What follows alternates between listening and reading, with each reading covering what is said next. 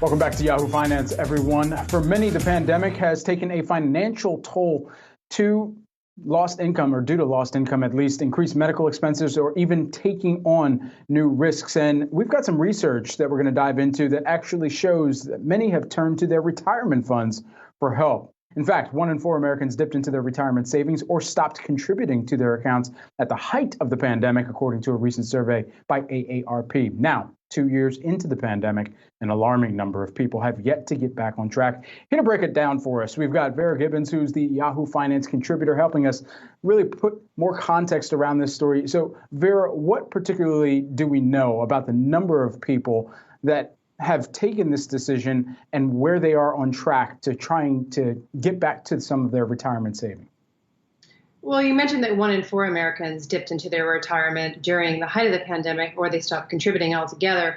That's from AARP, and that's a survey of workers 25 and older. Then there's another survey from Kiplinger that shows an older bunch of Americans also dipped into their 401k or stopped making any kind of contribution. So the numbers are sort of startling. I mean, in 2020, it was easy because you could take up to $100,000 out of your retirement accounts penalty-free under the age of 59 and a half. So a lot of people actually took advantage of that legislation. The problem now is that a lot of people are still behind in their retirement. In fact, there was a survey from Bankrate showing 52% of Americans feel that they're behind in their retirement savings. So some people, for the pandemic was a wake-up call saying, oh, geez, I need to beef up their retirement, or I need to plan ahead, or I need an emergency account. For others, though, they just did it out of necessity because of lost wages or they lost their jobs.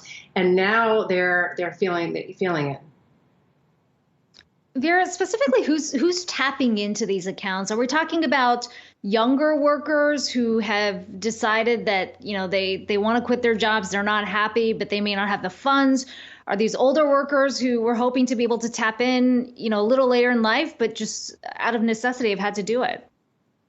Well, Akiko, Bankrate says it was primarily the younger workers, but there is that survey from Kiplinger showing older workers too. So I think it was a bunch of different people, and they did so out of necessity. Like I said, they lost their job, or their wages were cut, or they just needed it, just for basic expenses. I mean, we are in an inflationary environment here, and some of the experts I spoke to said, given the fact that costs are going up for just about everything, they expect more people to actually tap into their retirement accounts or contribute less this year. Also, keep in mind that people are still quitting their jobs at a record rate, and that group may also be tapping into their retirement accounts too to cover their costs. And a number from digital.com shows that 2 out of 5 people who quit their jobs are actually going to start their businesses. And where are they going to get that money? They say there's a high probability they will tap their retirement accounts to actually fund these new ventures. And then there's also an interesting sort of disturbing trend emerging, and I discovered this over the course of reporting, where people just feel like they want to live in the here and the now. They can't plan ahead. They don't want to plan ahead.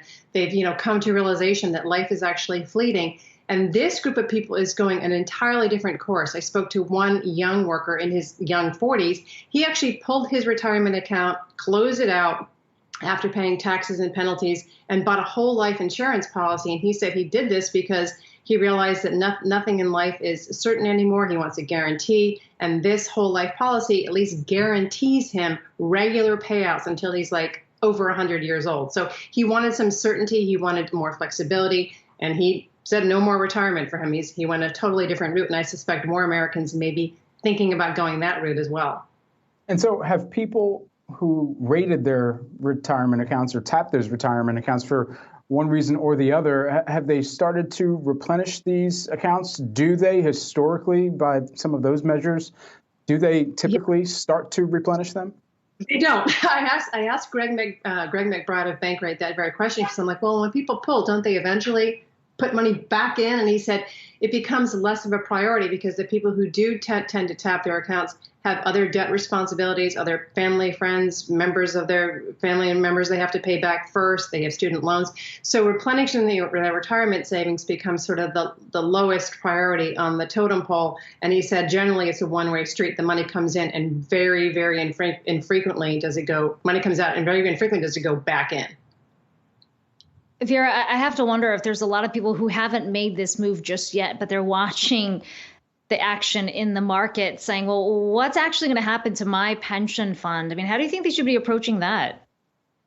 Yes, I mean, the market has been putting all of us on edge the past couple of days. I think people have been checking their portfolio saying, knee-jerk reaction, sell everything. Maybe I just need to get into real estate. That's the last thing you want to do is have that knee-jerk reaction. You want to keep your emotions out of it and just maintain that, all-weather diversified portfolio. It's nice to have dividend-paying stocks. It's nice to have that diversified portfolio.